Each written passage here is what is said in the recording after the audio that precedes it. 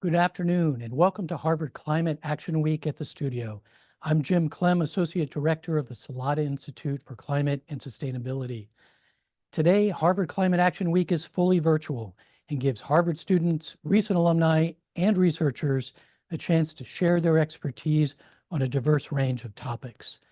We're here today at Harvard DCE's Brattle Square studio, and we'd like to thank the Division of Continuing Education and its Emerging Technology Solutions team for hosting our sessions this year.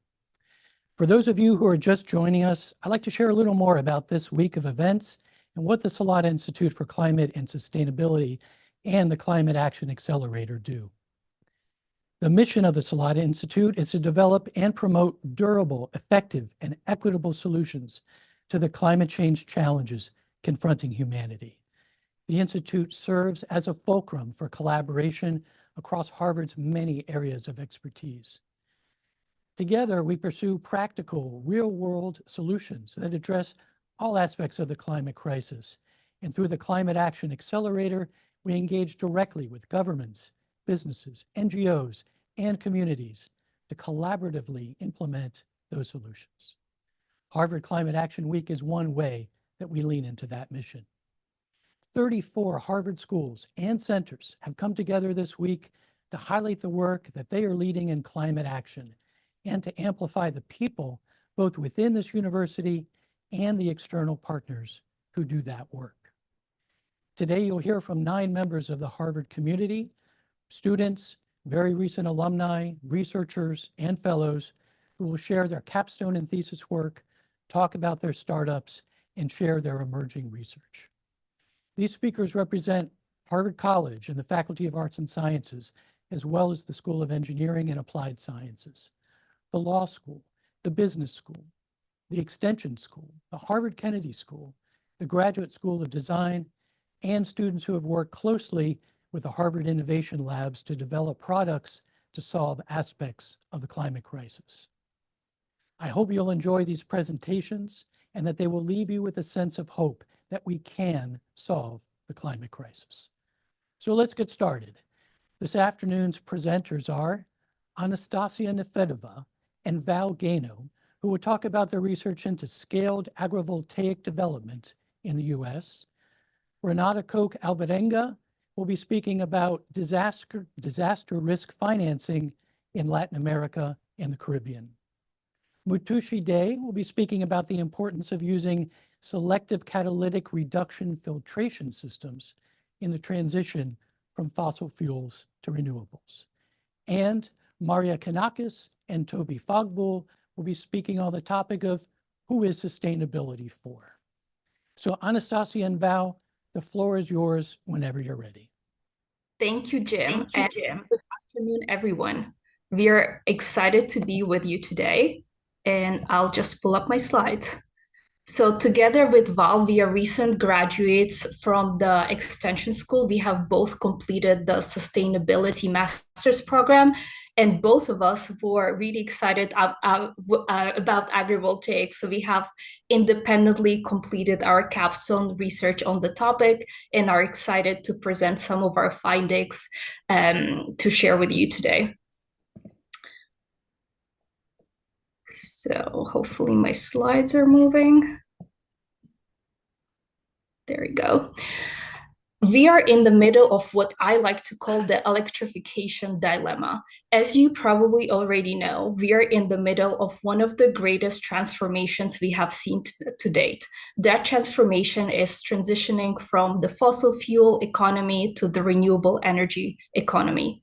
However, as you can see on the chart to the left of me, in the US, the renewable energy, it represents only 13% of the overall grid. Of that, solar is a tiny percentile. So we are not nearly close to the big leap we need to make to become fully renewably run. At the same time, we are facing increasing demand for energy that is driven by amazing innovations such as electric vehicles, new appliances that we all get to enjoy it. And of course, all of you have used an AI or a ChatGPT agent. So a lot of that cool tech is also requiring a lot of energy. In fact, it needs so much energy that certain communities have already forbidden the construction of new data centers because the energy grid is becoming so overpowered by all the intensity that data centers require. Why is this important? Well, because we need a lot of new energy and we need it now. At the same time, it has to be renewable and it has to be easily accessible, which leads me to talk to you about solar. The number one question I get, or rather feedback I get when I talk about solar is, well, in order to transition to solar, we need so much space and we don't have enough space available in order to do that. However, that is a myth I would like to demystify, and something that I have been faced with doing the research on agrivoltaics. If we look at the total space available in the US, about half of it is now used for agriculture. Following that, there's land that has been disturbed. So think about it as land that has been used for extraction or as other type of activity that has now rendered this land not fertile or not suitable for urban development. Next, we have cities and lake areas, and the tiny square after that is all the surface area we would need in order to have sufficient solar energy, generated by solar in order to satisfy the energy demands of the US. The argument here is, where should we place that square? And with Val today, we would like to tell you why the agriculture space is actually the best possible use place to position it. So that brings me to agrivoltaics. What are agrivoltaics? Well, it's just a fancy word to imply that it's a dual use of land. And typically that is dual use of land for agricultural activities as well as solar. You're probably familiar with some of the use cases presented on this slide. So we have traditional use cases on the top, such as crop production, animal husbandry, and ecosystem services, which are typically pollinators. But there are also more innovative solutions, such as reinforced mounts to accommodate for tractors and elevated positioning to accommodate for bigger animals such as cows, and semi-transparent panels for greenhouse solar. The big argument here are economics.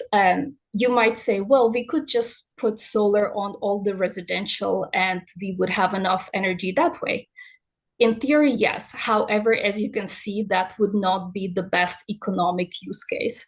So while there are certain activities which are concentrated enough, such as manufacturing facilities or other activities that can draw sufficient energy to optimize utilities, solar, such as agrivoltaics, is really the best economic use case scenario.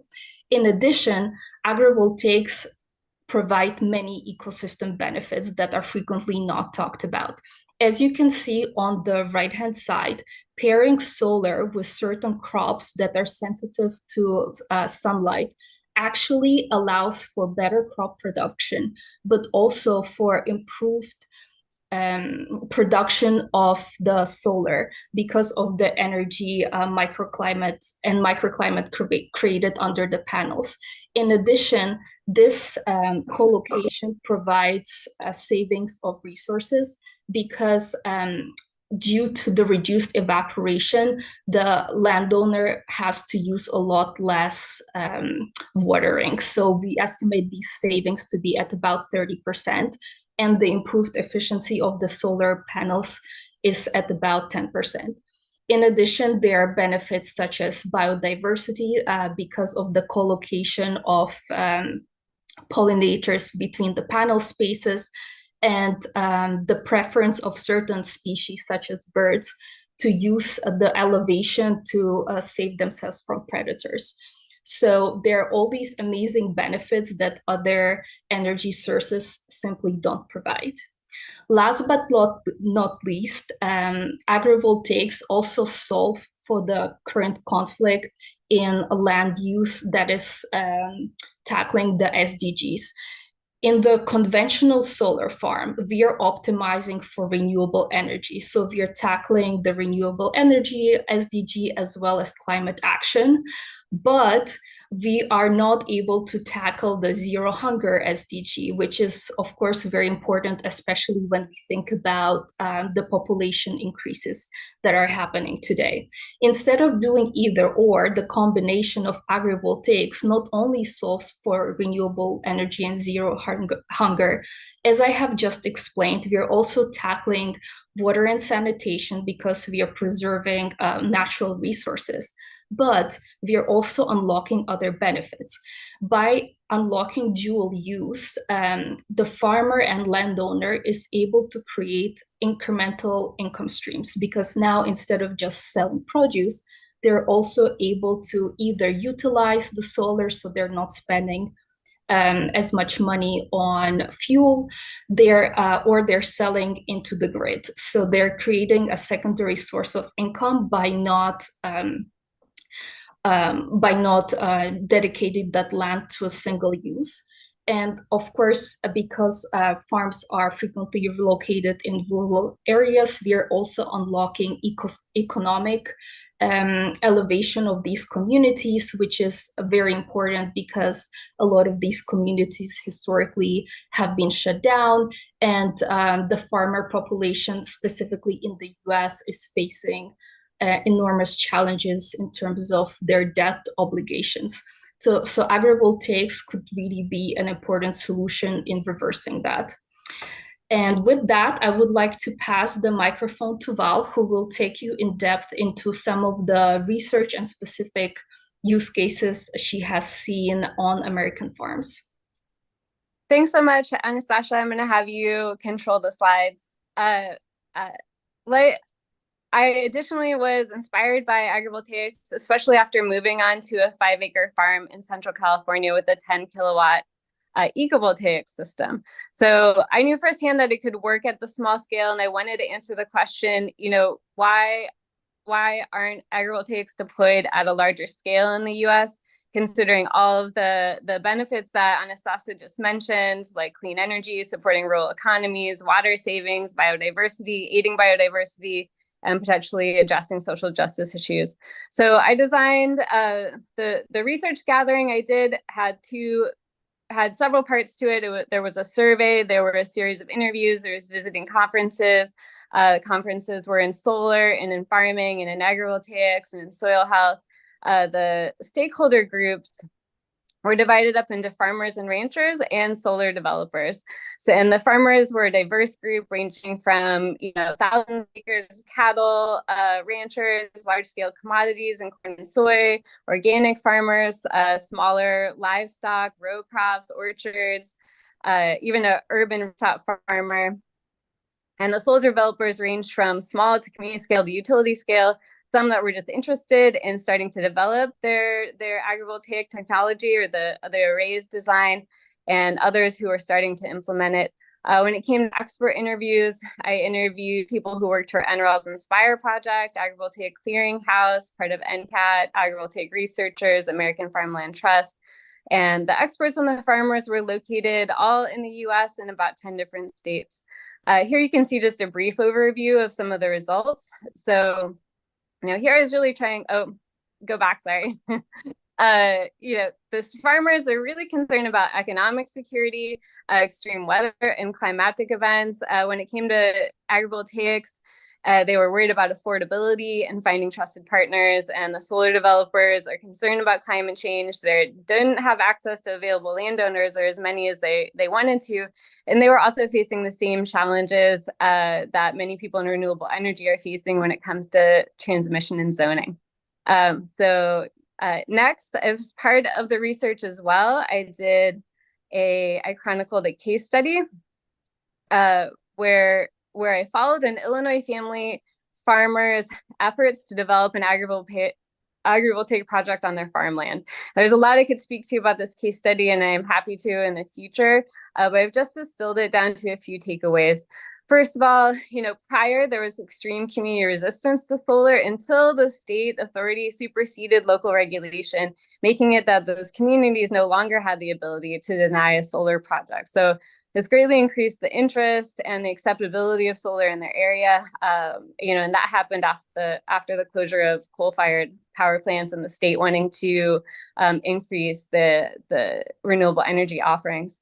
When it came to agrivoltaics, the family, they had been solicited, but heavily by solar developers, offering them, 8 times what they were earning previously leasing their farmlands. When they approached those same developers and said, would you like to partner with us? Are you interested in helping develop in a way that we can continue farming this land we've been farming for hundreds of years?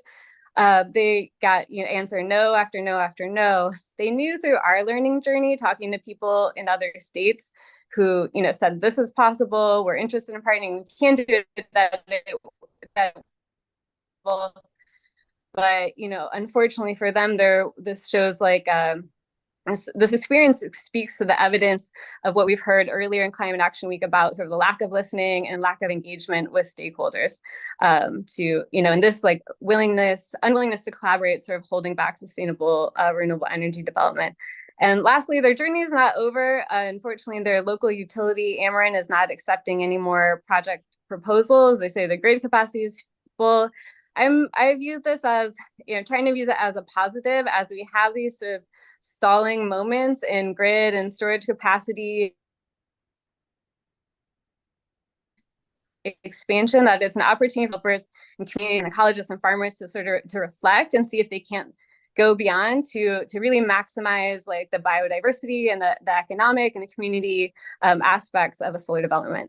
So next, thanks Anastassia, this inspired me to design what I'm calling a policy rubric scorecard.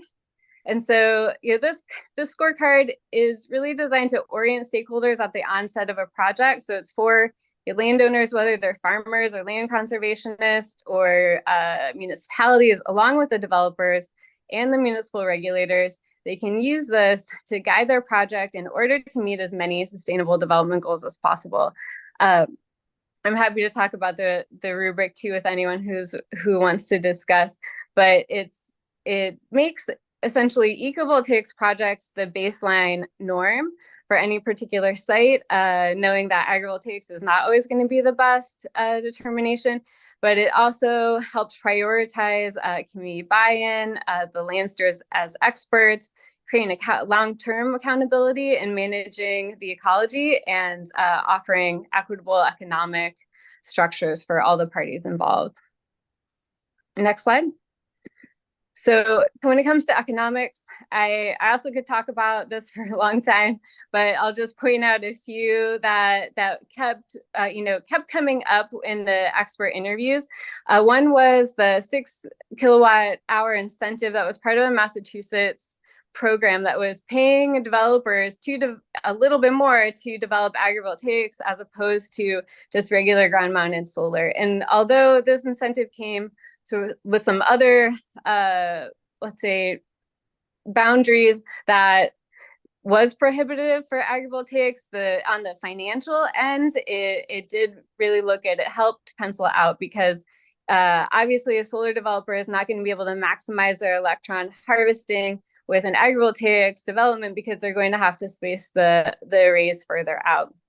Another thing that was also often repeated among experts was the need for lower property tax base. So in areas where perhaps agricultural land is taxed at a lower rate than something that's zoned commercial, and now that it's a solar development, it's commercial. It could be a change in zoning, or it could be just a temporary benefit that keeps the property tax low that also helps a project pencil out.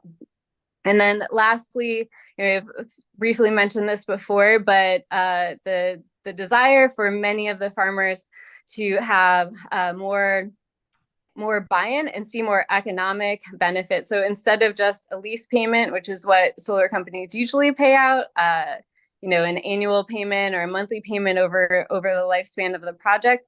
They're also looking for a percentage of electricity profit.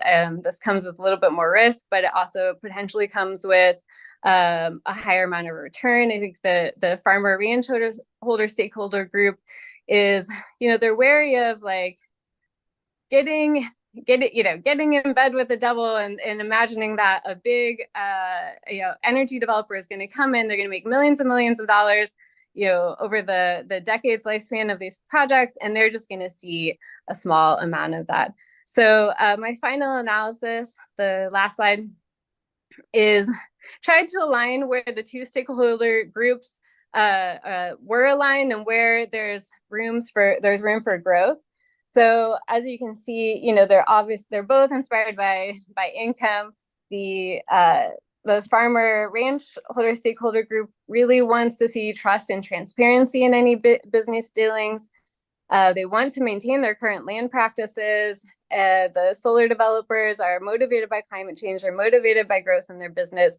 When it comes to the barriers and the comfort zones, they're facing the same barriers in transmission and community resistance. The farmers, this is interesting. Our group that was in general, like more open to complexity in like relational dealings and business partnerships. And on the other hand, the solar developers and engineers, they wanted simplicity, they wanted control. So I think this is definitely an avenue for growth for the solar developer in approaching the farmer, and whether it comes through like a third party liaison that helps bridge these connections, or it comes from the solar developer sort of expanding their repertoire. I think that's a big avenue for growth.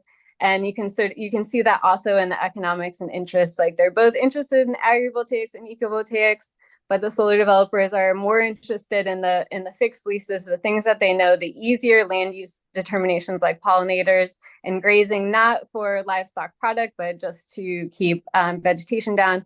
And then on the other side of the coin, the farmer and the landowner, they want more transparent business partnerships, and they want to keep doing what they're doing. When it's all said, there's not a huge, I don't think that the gaps are so far away from each other that they can't be crossed, and we can just look at this information and decide, where can we grow and how can we meet each other's needs to push agrivoltaics and renewable energy forward. So thank you so much for giving Anastassia and I the opportunity to present our research. We also want to give a big thanks to Lindy and the whole crew at Salata. They worked really hard to put Climate Action Week together, and we appreciate the opportunity to present. And we also appreciate all the hard work that other people are doing and what's being showcased this week. Thank you, everyone. Feel free to reach out if you want to hear more.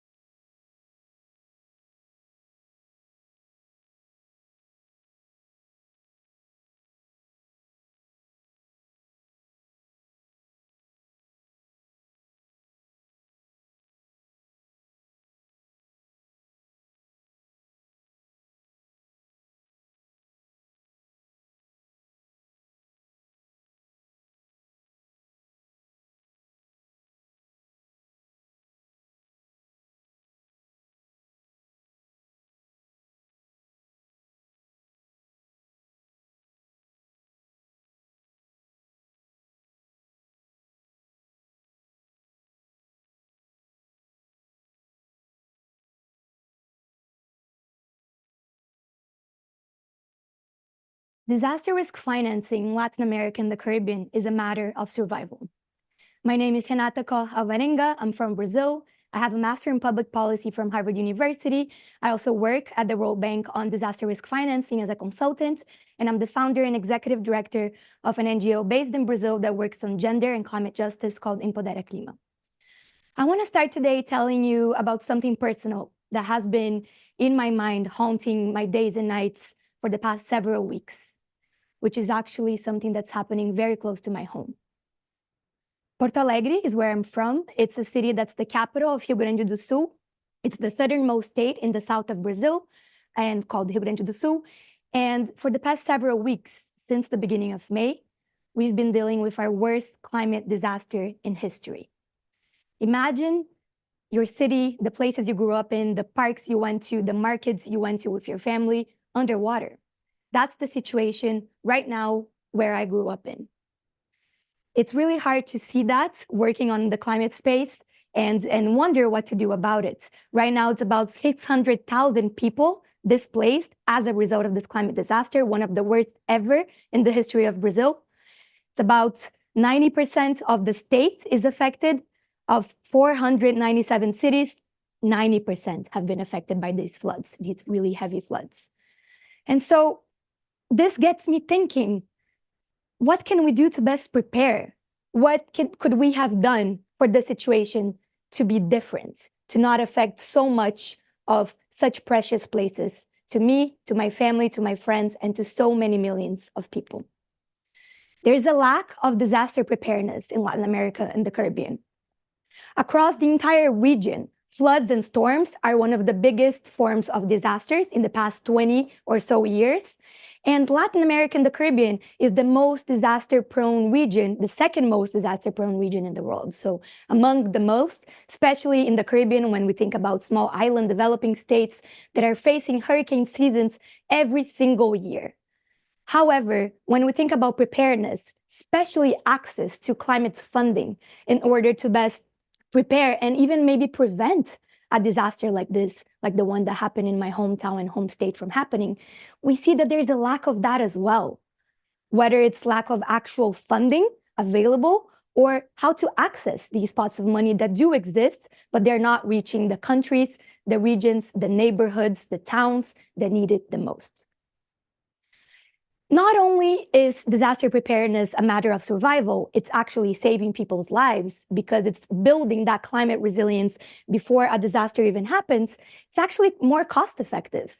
For every dollar spent reducing disaster risk, $7 will be saved from economic losses associated with the aftermath of when a disaster strikes, whether it's cleanup, recovery, or even reconstruction, which is the most costly and expensive process of them all.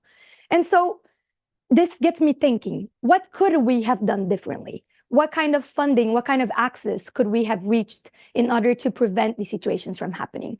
And you can tell me, well, these disasters are not really predictable, right? Disasters have been happening for decades, for centuries. We don't know when they will hit, they're random. But I'm here to tell you that actually that's not the case. The reality is that about half of every disaster in the world, whether it's a financial disaster, a climate crisis, a humanitarian disaster, they are somewhat predictable, about half of them, 50%. About 20% of them are highly predictable. Yet only about 1% of all funding goes to anticipatory action, to the actions that happen before a disaster takes place. And well, here's important to think the role of disaster risk financing. There's ex post finance, which is the traditional finance that we see on grants and loans that go to a specific country or region when a disaster takes place and help them reconstruct. But what a lot of people don't know is that funding can take months to be dispersed. And when we're talking about lives lost, when we're talking about people that have lost every single thing they own, they need money fast to fix, to reconstruct, to rebuild, to restart their entire lives. But the issue is ex post finance doesn't bring that immediate liquidity. Ex ante finance brings that immediate liquidity. That could be insurance, for example. In the Caribbean, there is a facility called CRIF, the Caribbean Catastrophe Risk Insurance Facility, which provides multiple forms of insurance products for Caribbean islands. And so if you want to insure your country, your region, your territory from floods, you can get flood insurance or drought insurance or hurricane insurance, whatever it is that's available. And that protects you and insures you in order to be able to rebuild quicker, faster, and better when a disaster happens. That can also be contingent credit. So some countries are able to separate a contingent line of credit that can be accessed pending a trigger. So it could be a policy trigger, like a country declares a state of emergency. And what that means is now this contingent line of credit can be passed on. It can be delivered quickly to the country that needs it the most. And so these products exist. The issue with them is very simple. Although they're more effective, although when we do have this anticipatory finance, we have better results, we have more climate resilience, there's actually less funding allocated to it. So here it's important to discriminate that anticipatory action can be humanitarian, right? And it can be any actions that's taken before a disaster happens, such as providing cash transfers so that the most vulnerable populations can access some sort of financing to get their food, to be able to have access to clean water when they're facing a disaster. However, that's the minority. Even though they're more effective, the earlier the finance, more effective, less disbursement is available. Besides the really anticipatory finance that comes as the first thing for a disaster, there's also the pre-agreed, pre-arranged finance. I mentioned insurance, I mentioned the contingent lines of credits. So these types of products, they exist, they're available, and although they're not delivered before a disaster, as soon as a disaster hits, they go into the government's accounts. That's helpful for climate resilience. That's helpful for countries to rebuild faster. Because what happens for a lot of Latin America and the Caribbean, it's happening right now for my own state, is that these countries are stuck in a vicious cycle of debt. They're facing difficult scenarios already financially and economically due to multiple reasons, whether it's colonization, whether it's just difficulty to access a lot of powerful decision-making spaces that are not made for the developing world, for the global south of our planet. When a disaster hits, this just gets worse. And so the unplanned crisis finance, even though that's actually the majority of the finance, that is not the most helpful. Taking months to solve a crisis and to disburse the funds means that maybe more people lost their lives, means that people have had to relocate and are no longer able to call their little neighborhood or area home. And that has so much trauma associated with it, so much eco-anxiety associated with it. And so for the Global South, disaster risk financing is crucial and urgent. And so my proposal here is actually that we strengthen the humanitarian and development nexus. What does that mean? The humanitarian sector is very good at fast responses, right? They're good at establishing an emergency response, at delivering food quickly when it needs to be delivered, and really helping people that are most vulnerable when a conflict and crisis takes place. The development sector, whether it's an international financial institution, a multilateral development bank, they're really good at disbursing funds. They know the funding that's needed. They have access to large pots of money, and they can direct that to the developing world. However, those two sectors are oftentimes not in conversation. And so my proposal for my research has been to connect the social protection side of things to the disaster risk financing side of things, because oftentimes the reality is they're not really in conversation.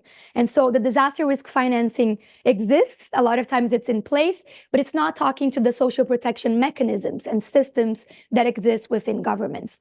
That was very clear during the pandemic, right? Where we're trying to protect people, to assist the most vulnerable, to target the real beneficiaries of the climate crisis, of the needed help after the climate crisis. But the funding was not reflecting that. And so in the pandemic, a new movement was seen for the shock responsive social protection. What that means is that the social response had to respond to shocks, whether it's COVID-19, a global pandemic, whether it's a hurricane, whether it's a devastating flood like it happened in my home state and hometown. So anticipatory action is where these two elements meet. It's where we're able to not only be responsive to a shock, but actually proactive about a shock. And we need that to reflect the funds that are dispersed. We need to make sure that small governments that sometimes do not just have the capacity to connect their civil defense systems to their social protection systems. And what happens is countries are not prepared to face the climate crisis. What happens is vulnerable people don't evacuate areas that are prone to landslide, and they end up losing everything they have. And so I want you to understand that the situation is urgent, it's very serious, and it's happening right now. It's no longer an issue for the future. These disasters are happening right now. This past month, it was the southernmost state of Brazil. Next month, where else could it be? It's already happening all over the world, but we know that the most vulnerable groups, the most vulnerable states, islands, are the ones that are going to be affected first. And yet, they contributed the least to the climate crisis. And so there's a really big argument about connecting these agendas further and further. When I was growing up, when I was first becoming aware of what climate change was and truly just understanding these connections as a young girl in Brazil, this is the image I often saw a lot. The polar bear standing in the melting ice caps and just hungry, starving, having nowhere to go. That was the situation that I saw. That was the poster image, the poster picture of the climate crisis back in the day. I'm sure everyone has seen it. But there's an issue with that. That doesn't reflect what a lot of these countries that I just mentioned all across Latin America and the Caribbean are facing. We can't really resonate with that. We can't really relate, depending on where you are. But definitely for me, as a girl growing up in a tropical country, I saw this and I didn't really understand the urgency. It wasn't related to the Amazon rainforest. It wasn't related to the heavy floods that we already had back then in my hometown. And so we need to change our stories and how we communicate the climate crisis.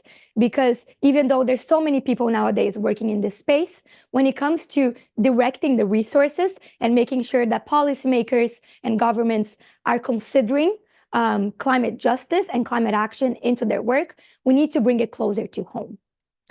And there's something interesting to be mentioned, which is called the preparedness paradox. So I mentioned, of course, that the disaster preparedness in Latin America and the Caribbean is very weak. And the preparedness paradox says that even when there's investment in the preparedness, in the prevention of a climate disaster, oftentimes it can be seen as a waste of time, a waste of funding, because the results can oftentimes be invisible. You don't really see the disasters happen if the community is strong, if the community is resilient, equipped with cash transfers, with insurance mechanisms, with all the financial or humanitarian tools they need to be able to adapt, to be able to resist these climate events, because they are happening. They're not a matter of if, but a matter of when. And so the preparedness paradox considers that really, okay, this is happening, but can we do something about it? There's also a term called the CNN effect that's talking about how the policy decisions that we make, that our governments make, are often shaped by what's most interesting to be broadcasted in the media, in the news. And as we know, when a big disaster happens, whether it is a hurricane, an earthquake, a big floods, we know that makes the news, and whatever organizations send emergency, urgent grants to a government, they are in the news and they're praised for that. And that results in more political will, in more political support. But the reality is, without climate resilience, without investment and funding into what happens before the disaster, even if it's invisible, even if that just means that vulnerable communities are now stronger to resist the climate crisis, we're not going to solve this issue. And we don't have a lot of time. This polar bear image that you're seeing right now, for me, has changed completely very recently. It's actually become a horse in canoas in a city nearby from where I live, where I actually have quite a few family members in. One of the neighborhoods completely flooded. You can see that there's water all up to the roof, and there's a horse stranded there with literally no way to get out. He was thankfully saved with a helicopter and just by the mobilization of Brazilians from everywhere in the country that wanted to help and wanted to do something about protecting our biodiversity and about saving people that are already in this horrendous and scary situation. And so this for me resonates. This is the climate crisis in my own backyard, in my own home. And that's really scary. Again, imagine having the places you grew up submerged underwater. How long is that going to take to be reconstructed? How long is the airport in my hometown that's closed until the end of the year gonna be able to reopen? And by the way, not a small state, a state that's almost the size of the country of Italy, the size of Poland, that produces 70% of the rice for all of Brazil. So there's so many things at play. For Caribbean governments, for example, tourism is based on nature. So if we don't protect nature, if we don't protect our ecosystems, our beaches, our fishing industry, how are we going to continue to develop? How are these governments, these countries that are developing economies, going to be able to move forward and to reach their developed state, as they have been trying to do for so many decades? So the bottom line here is the cost of inaction is already too high for Latin America and the Caribbean. In fact, it's already too high everywhere around the world. Governments, decision makers, international financial institutions often underestimate how high this cost of inaction is. Sure, it's expensive to complete the just energetic transition. Sure, it's expensive to take some people out of the fossil fuel related jobs and move them into clean energy jobs. But the cost of what's going to happen if we do not do that in the next couple of years is way too high. And we're already seeing that. First, the people that are most vulnerable in society, women, children, indigenous peoples, the people that are really at the forefront of social inequality, but really should have a say, should have a voice. They have a voice, but oftentimes it's not amplified and translated into the decision high-level making spaces, including in disaster risk financing, which leads us to where we are. And so disaster preparedness has to be an investment. It's actually the best investment for long-term climate resilience. We have to talk about climate mitigation, sure. How do we reduce greenhouse gases? How do we stop global warming? How do we try to decrease the speed of what's happening all over the world? Because it is really scary. It is getting hotter and hotter by year. However, we need to focus and invest, put money into climate adaptation. Why? Well, it's happening right now. We can't really be discussing carbon dioxide emissions if people don't have homes anymore because of floods. They'll have to reconstruct what they've worked towards for their whole lives. And so if countries not only want to be more cost effective, right? If countries want to save money in the long term, remember, $1 in the preparedness saves $7 in the cleanup, recovery, and reconstruction. That's a big amount. And a lot of countries in the developing world need it. So it's a great investment, but not only that. As I said in the beginning, it will save people's lives. I know that in my hometown in Porto Alegre and in Rio Grande do Sul, there's already been over 150 people that have unfortunately lost their lives as a result, people that have become climate migrants, climate refugees, and their homes, their lands will never be the same. This time it was my home. It could be yours in any moment, and that's not to make things scary. It's to make you take action, to make you understand that disaster preparedness and climate adaptation is the best investment that we can make if we want to solve the climate crisis with justice at the forefront and making sure that our beloved planet, whether it is the beautiful small islands in the Caribbean or beautiful states across my country, across Brazil, can be preserved, can be saved. Thank you.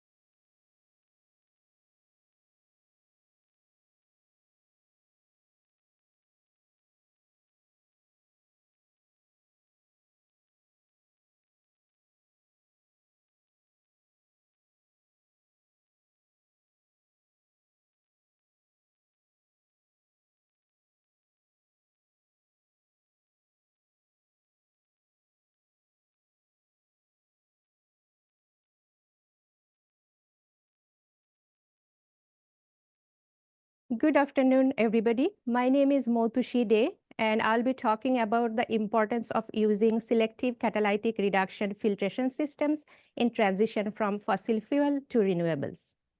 Here is the outline of today's talk. I'll introduce myself and talk about my motivation.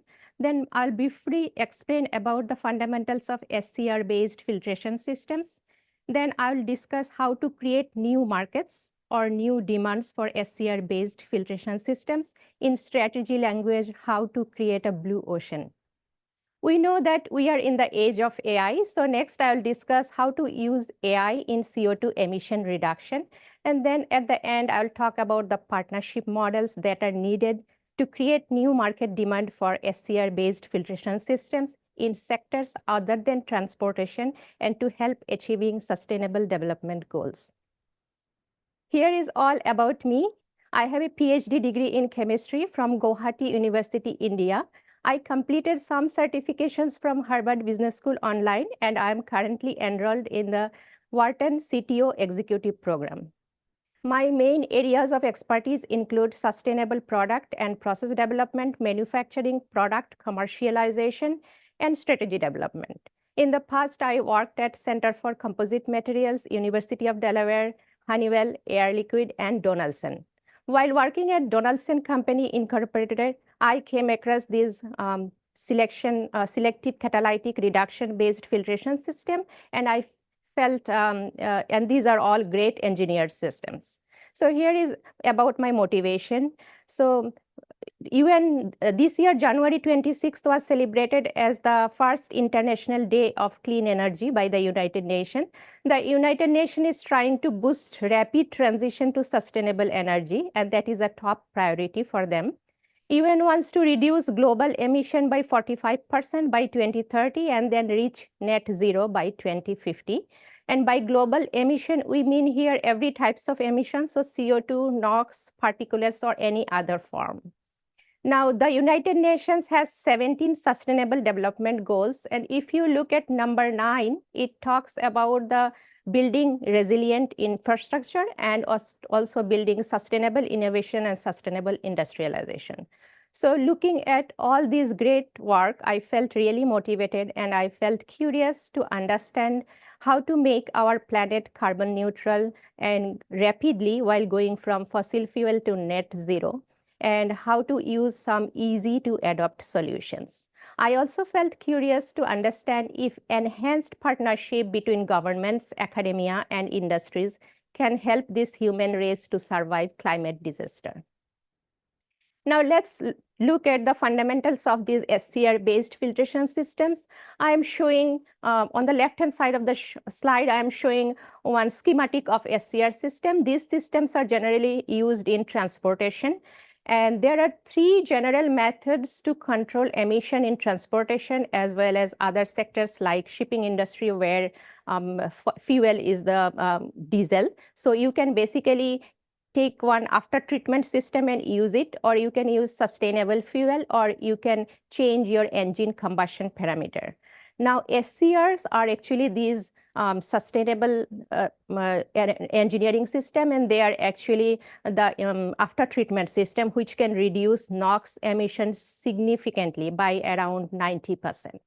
So looking at all these schematic, I was thinking that can we use it for any other application? Now, to explain them very briefly how they work, there is a exhaust inlet, and there is another inlet for injecting urea water solution. When urea water solution is injected and the exhaust gas being very hot, water from the urea water system gets evaporated. And then 2 events occur, thermolysis followed by hydrolysis, and that results in the formation of amine. The amine can then react with the NOx emission in the exhaust stream and then form nitrogen, and that happens in the catalyst bed. So engineers, they always try to improve these SCR-based systems, and they can do it by doing different types of parametric study. They can change the system design, or they can change the catalyst bed to make it more effective, to enhance the capability of NOx reduction. Now, looking at this, I was thinking that is it possible to change the catalyst bed a little bit, or is it possible to change the system design a little bit, or look at other parameters and use it in other industries like manufacturing industry or coal plant or any other industry where CO2, NOx, or other particulates are being generated. So that was a thought process, and I started looking for other case studies or other research where people have tried to look at other different application outside of transportation. And I found one. So I showed the one of the references here. This is a pretty new reference. This research came out in April 2024. And a brilliant group of researchers, they actually thought about this long before I thought about it. And they tried to apply this in these SCR-based systems in NOx reduction in shipping industry. Now, I would like to mention that shipping industry is also another very important industry where we should focus on, because around 90% of world's foreign trade volume is being transported by sea. And these ships are huge and they consume a lot of fuel, and that fuel is diesel, so that is producing a lot of emission. So this group of researchers, they actually tried to improve the design, and they tried to change the design and make it usable for shipping industry. But they mentioned that there are other workers who have tried to change the catalyst. They tried to change the catalyst type. They suggested using different types of catalyst or single atom as catalyst, and they tried to use it to enhance the efficiency of these NOx systems. So now the question comes, if we want to use this for any other application in our region or in our city, how do we do that rapidly? So I'm suggesting this workflow for application of SCR-based system in some other application. So for this, initially we'll have to have some sort of assessment of other industries, and then we'll do parametric study. Parametric study can be done on the system itself or on the system design or on the catalyst. And then we'll choose some easy design change or easy catalyst change as per application demand, and then take those for further evaluation and validation. So this looks like a lot of work. So how do we do that? So I'm going to talk about that in my partnership models. Next, I tried to look at another pollutant, that is CO2. Now we know that, and I tried to understand how other people are measuring CO2 emission in different parts of the world. Now, we know that CO2 emission can come from a variety of sources. It can come from industrial sector, it can come from combustion or construction sector, or transportation sector, or urban household sector. So it can come from a variety of sectors. Now, researchers have worked on different industries. They consider different industries and try to see the energy consumption in different industries. And one group of researchers, they found that in some parts of the world, especially in developing countries, the industrial sector is the main contributor to CO2 emission. And they also mentioned that coal consumption was behind the main contribution to CO2 emission. Many researchers, they pointed out that industrial structure upgradation actually helps in reducing CO2 emission. So industrial structure is very important, and that makes sense because if you have a better industrial structure, there is no leak and you are using less energy. So based on all these case studies search, I came to this conclusion that AI can really reduce the CO2 emission and help us in that in both direct ways and indirect ways. In direct ways, you can better basically control and detect or optimize. They can also help us in carbon capture and storage. In indirect way, actually, it can reduce energy emission by upgrading industrial structure. So whenever you are trying to implement AI in manufacturing or in any industrial processes, then you are trying to upgrade the structure. And whenever, or if you want to connect AI to IoT, you will have to upgrade the structure. So upgrading the structure is very important. Indirectly, it can also help us by disseminating knowledge. So now people know more, so they will be more aware about the facts. a group of researchers, they found that AI had no positive impact on carbon reduction in cities with poor infrastructure, but AI was able to reduce carbon emission in cities with better infrastructure. So about AI, I would like to say that we are still trying to understand different aspects of AI implementation in manufacturing or in other industrial processes. And there is a learning curve.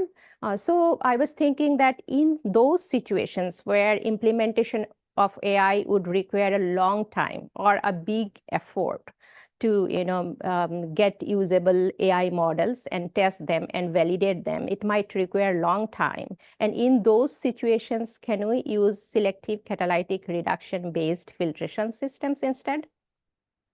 Can we use the concept of blue ocean strategy and try to change something in the catalyst side or something in the design change side or change, then use it in other applications?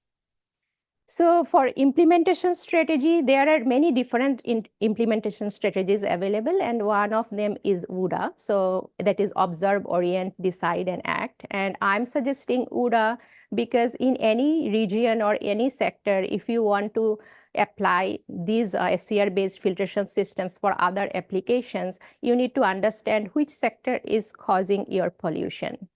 So in any region, there might be several sectors: industrial sector or combustion sector or transportation sector or urban household sector that are causing pollution. First, we need to understand and see the emission data from all these sectors and then understand which sector or sectors are causing the greatest, highest pollution. When we observe that, then we can orient our focus towards that sector or sectors, and then we can decide what type of change we want to make in the system. Is it in the system design or the catalyst, and then act accordingly. So for any strategy implementation, it requires partnership. Partnership is so important, and it's very important, especially when you are trying to solve a problem like climate change, which is a global issue. So there are many theories, many models available. One of them is intermediary organizations. Now, intermediary organizations are known as facilitators of innovation or knowledge brokers or innovation brokers. Clarks and Lewis, they were the first who coined the term facilitators of innovation. So they are basically intermediary between 2 or 3 different organizations, and they are mediating between 2 and 3 different parties, and they act independently and they produce distinctive value beyond what each of these constituent parties can provide. Another important thing is they always want bridging the gap between science and policy, and that is so important, and they try to share knowledge through collaboration. So I have shown one example of intermediary organizations here. So this is one mediator between United Nations and local government and business or technology ecosystem, but we can be quite creative in designing these partnership models. They generally work by co-governance model, so you can develop a mixed resource strategy, and you can develop to some sort of network structure between all these levels. These are known as micro, macro, and meso levels. So intermediary organizations are also known as meso levels because they're in between micro, that is one individual academic institution or industry, and macro level, that is institution like United Nations or local government or the government. Idea exchange is very important, and that always happens through the IOs. And you can also develop advocacy groups to suggest inputs in regulation. So based on all these studies and case study research, here are my conclusion that the SCR-based filtration systems can be well-known, easy to adapt solution for infrastructure improvement with minimal effort. AI has proven capability in improving carbon emission in direct or indirect ways. The industries where AI implementation might require a very big effort, modified SCR system might have the potential for industrial structure upgradation and hence less energy consumption and emission reduction, partnership development, leadership involvement, and knowledge sharing. These are the only ways to achieve net zero. Lastly, I wanted to share my daughter's picture. This is my daughter when she was just 6 years old. This was her first ballet recital. As a mother, I want to see her smiling for years to come. My daughter and all our next generations, they inspire me to think about sustainability in every possible way, learn through collaboration, and solve problems through knowledge sharing. Thank you for listening.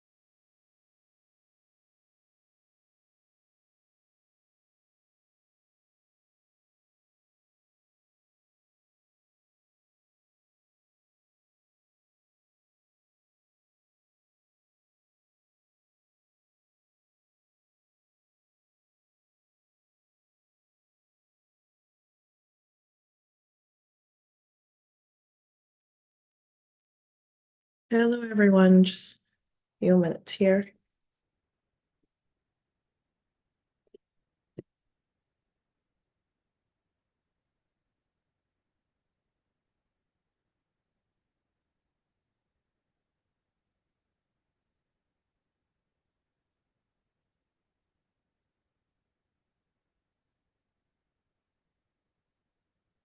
Hi, Toby. Hi.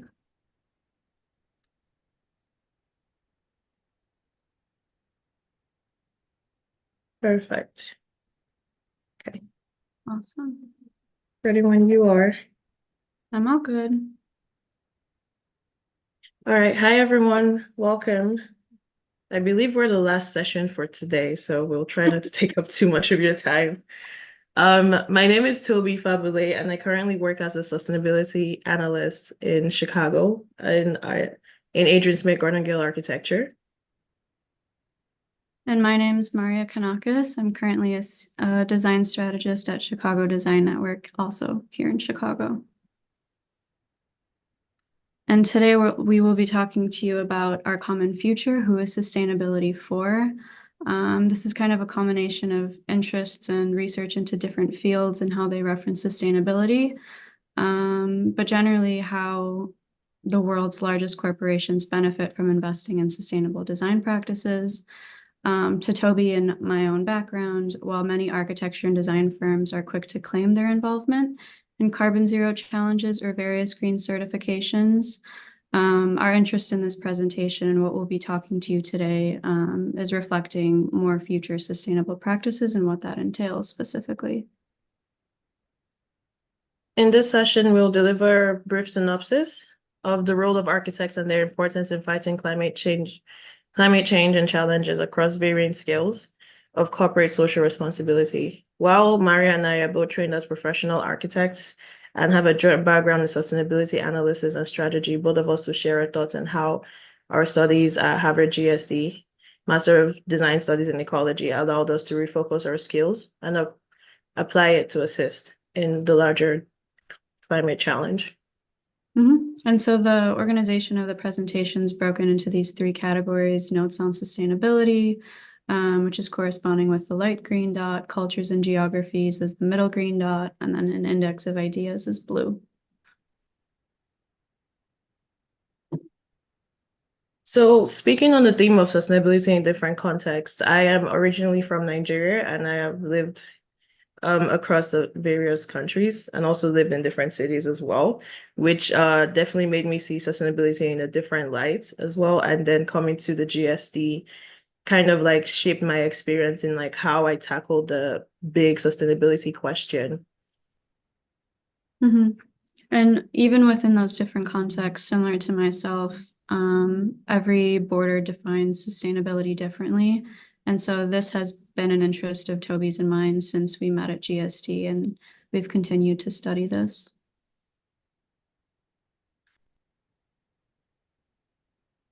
And so on this image, you'll see basically the use of sustainability throughout printed and digital texts over time. It really started to take off in the 60s and 70s, and you can see it's arrived to how we use it today, which is pretty common. Yeah, Tobi.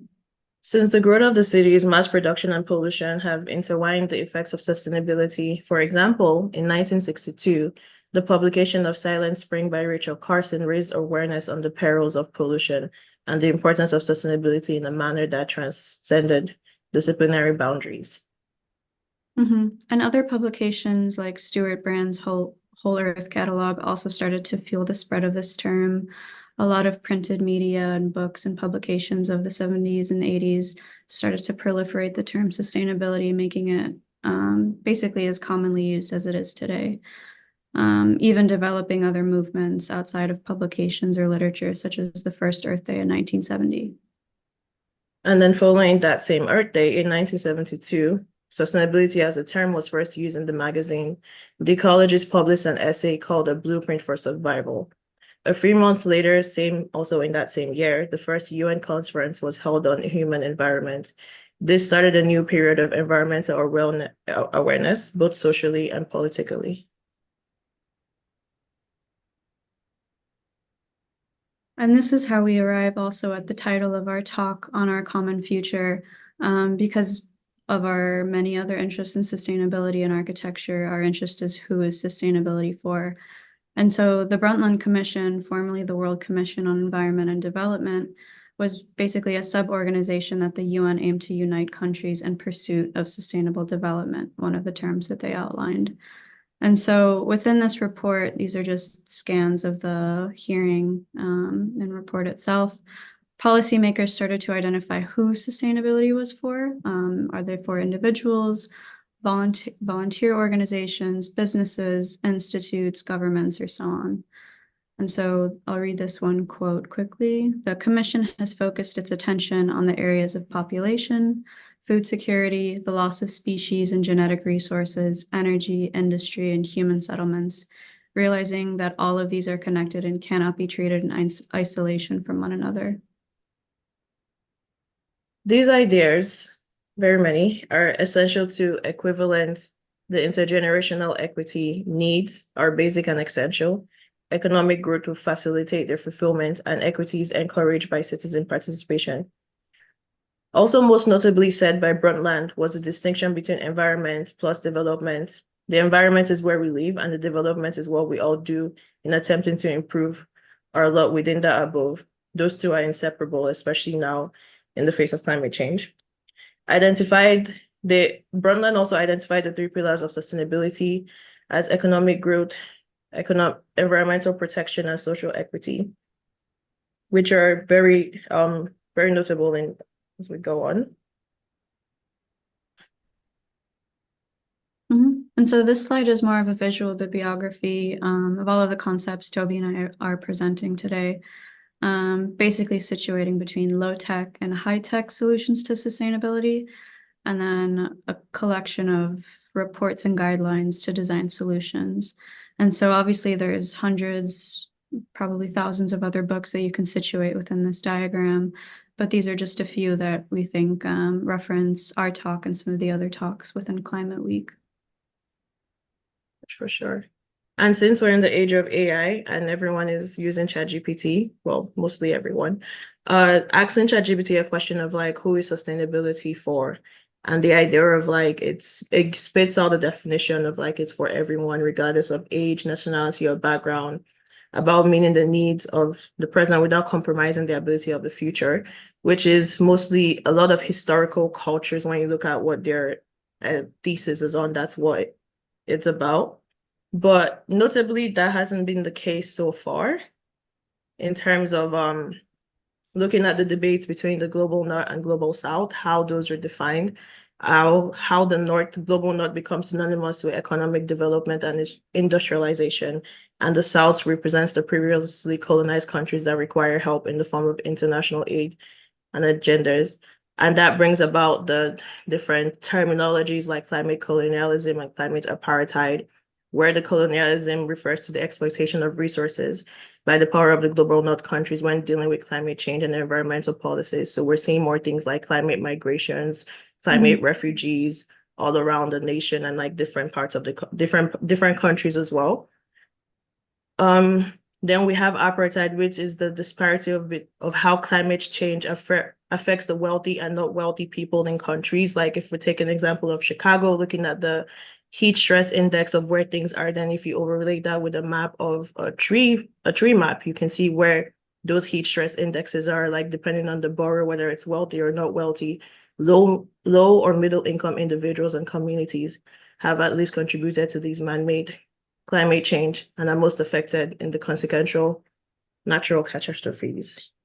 And then putting that in the terms of social sustainability, human sustainability, economic and environmental sustainability, thinking about how these terms start to like play a part in how we define the different pillars of sustainability and also how the discrepancies are there.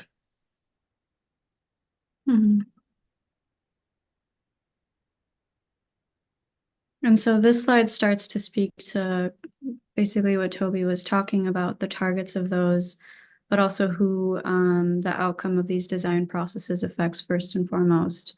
Individuals. This could be the person doing the action itself, such as architects, landscape architects, ESG manners, a series of different corporate social responsibility roles popping up in different companies, or they're different forms of renewable energy technicians or environmental educators. Communities is obviously more scalable, so these are lead homes, these can be spatial neighborhoods, local environmental councils, green building consultants, and so on. And populations are tend to typically transcend different geographic boundaries. So these could be larger organizations such as LEAD, WELL, international development specialists, climate change scientists, UNESCO, and so on. And then further breaking that down into high technology, medium technology, and low technology. And and then thinking of like how different types of technology, or like what sustainability is defined under the technology umbrella, starts to look like for different communities and different places as well. Mm-hmm.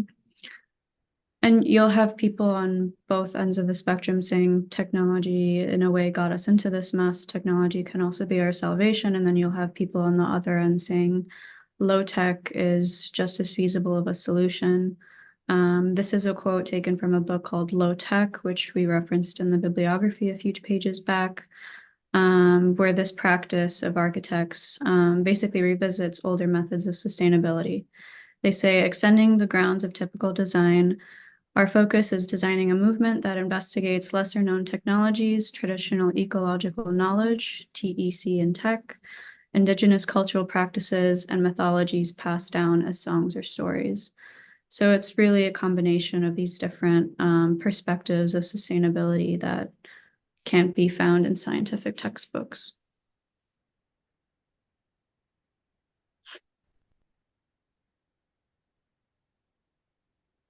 Give a sec for our images to load.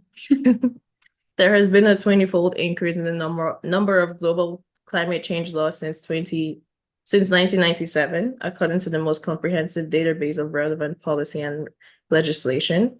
So these different maps start to show the different how climate change is being mapped out, how sustainability is being thought about in different countries and different parts of the world, and who gets to say in that. Yeah, and then basically all of these tell the story that we're saying in different ways. And so this map shows, based on different data sources, top climate risks across the globe projected for 2040. So sea level rises, other climate indexes. You can go to the next one. And then this starts to show a different rigid boundary of finance taxonomies for each of those areas. So what are other incentives for investing in sustainable infrastructure, or quite literally, what areas need investments? Next one. Yeah, and this one, go ahead. I was going to say, this one starts to talk about the number of climate laws and policies, and especially this year alone, there's been a lot of new laws and a lot of definitions of how things are being defined. Like, for example, net zero is being defined as high efficiency energy building and different like aspects of things. But like looking at the climate laws and policies, where governments are really digging into how they define what these look like for them and like how it benefits them as well. Mm-hmm. And just to give you another idea of that footprint, in 2019, the top 10% of global emitters, about 700 million individuals, were responsible for almost half of global CO2 emissions. And while the bottom 50% of individuals were responsible for almost 12% of emissions.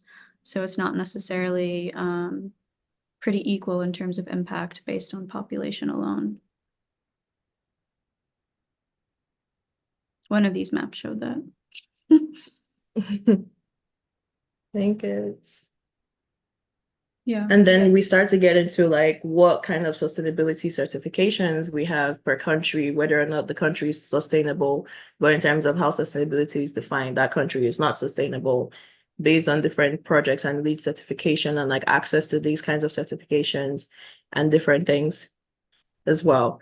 And another quote from 1987 was talking about how different societies have different conceptualizations of sustainability, as well as requirements for sustainability based on varying cultural expectations and environmental constraints. And while that may be desirable, it may not yet be realistic to expect that every social, economic, or biological system will be sustainable. Even in the broadest sense, global sustainability may imply sustainability of some portion of at least the entire planet, which is what we're seeing today. And this was a quote from 1987, which is very interesting to think about in this context. Mm-hmm.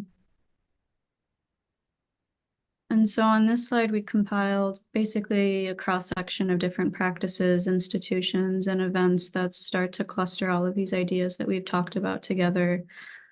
Each of them have basically taken in their own initiative or way to redefine who sustainability is for, or use sustainability as a tool for reaching people that didn't necessarily have access to it before.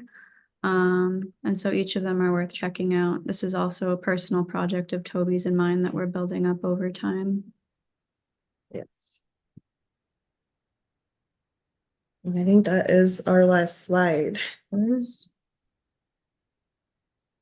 But I just want to thank people for watching. I know we can't see all the audience because everyone's on YouTube. But thank you for watching. And if you have any questions, please feel free to reach out to us. This is a very ongoing project that we would love to develop further and think more about accessibility and the discrepancies in sustainability. Mm-hmm. And I think overall, I was even listening to some of the other talks throughout the week. It's really interesting to see how different fields are combining different perspectives of sustainability. And just because something might exist in one context doesn't mean you can't borrow it from business or law and copy it into design practice, for example. For sure. All right, with that, we'll let you go. Thank you. Thank you.